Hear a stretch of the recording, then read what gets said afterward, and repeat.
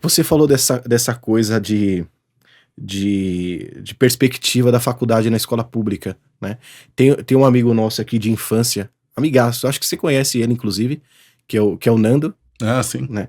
Que ele usa uma frase que a gente usa direto, assim, qualquer palestra que a gente tá, né, Cafuris? Qualquer lugar que a gente conversa sobre esse tema, que a gente solta essa frase dele. Ele falou que na nossa época de criança, a distância de a gente imaginar uma faculdade era o mesmo de ir pra Lua.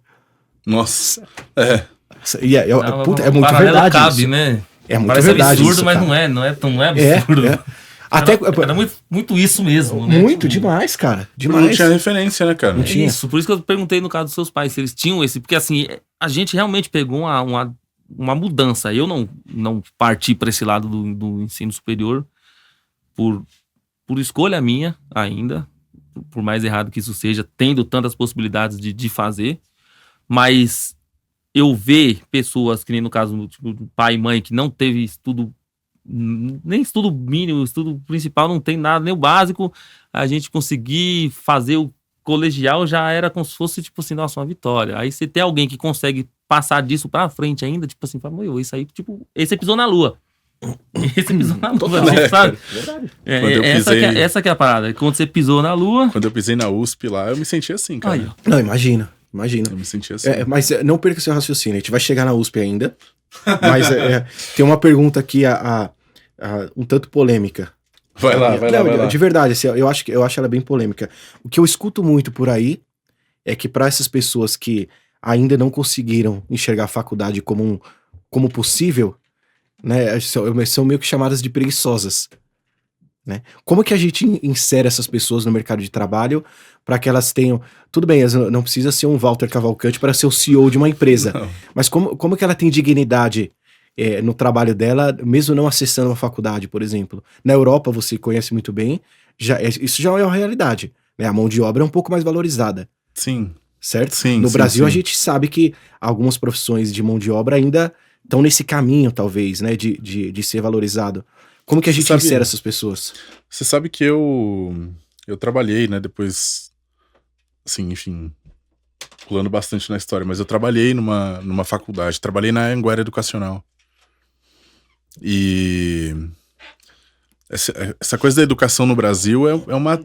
Até ali o meio dos anos 90, né, até o governo do Fernando Henrique, era meio uma tragédia, assim, porque só podia ter entidades sem fins lucrativos, associações. Tinha muito pouco de ensino privado pago no Brasil, né? Até o meio dos anos 90. Até o Fernando Henrique seria isso. Foi depois da Lei de Diretrizes e Bases que organizou, né, o sistema de educação no Brasil, que começou a florescer as faculdades privadas. Não conhecia essa lei. Eu acho que é de 97, se eu não me engano, tá? Lei de Diretrizes e Bases de Educação, que é ela que meio que reorganizou todo o sistema educacional, né, tanto básico, mas com muito foco no superior. E foi a partir daí que isso abriu caminho para coisas como o ProUni, né, como o Enem. Uhum. Eu fiz o primeiro Enem da história.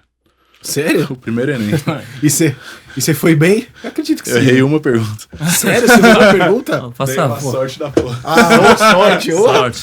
Dei uma puta sorte. Caiu só o que eu sabia. Essa é Deu boa, uma mega hein? sorte. Que eu sabia, pô. Tem muita sorte, mas assim... Então, cara, o Brasil, cara, passou por um processo, e tá passando ainda, né? De evolução institucional, né? De evolução das coisas do tipo criação das agências reguladoras, legislações, instituições, sabe? Uma organização dos 3 poderes, essas coisas parecem muito distantes da gente, mas que tem um impacto enorme na nossa vida, né? Na prática. Então, eu entendo o que você quer dizer, tipo, olha, cara, o ensino superior não deveria ser, vamos dizer, uma barreira para a dignidade profissional, né? Na prática, hoje, no mercado de trabalho, em muitos países desenvolvidos, inclusive, tem muita gente já nem passando pelo ensino superior, pela educação formal. No mundo moderno, a educação formal tá perdendo... A gente tinha muito essa discussão na Anhanguera, né? A educação formal tá perdendo um pouco do papel.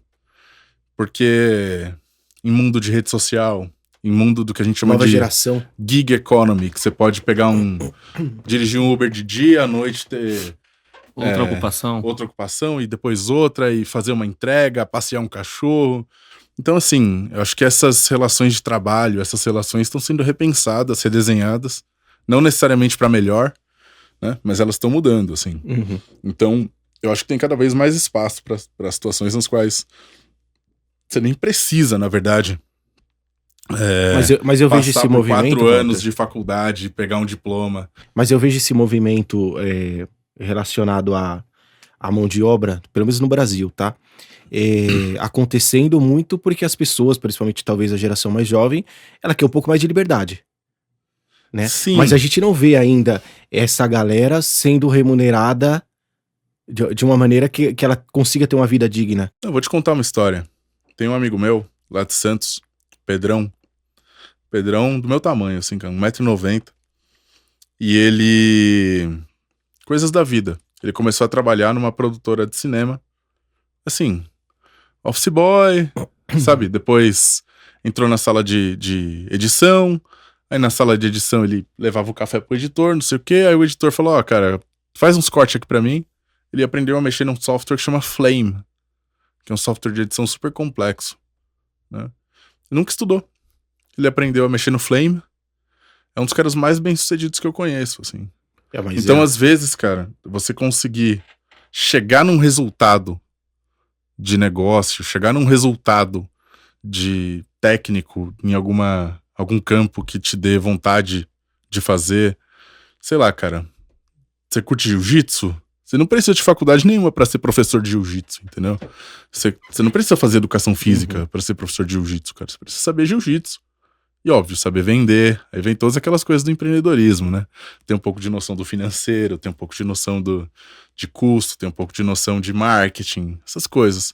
Eu acho que essas habilidades de você saber fazer coisas que possam trazer dinheiro e que, de alguma maneira, você também não acha aquilo um saco que não atrapalha a sua vida fazer aquilo.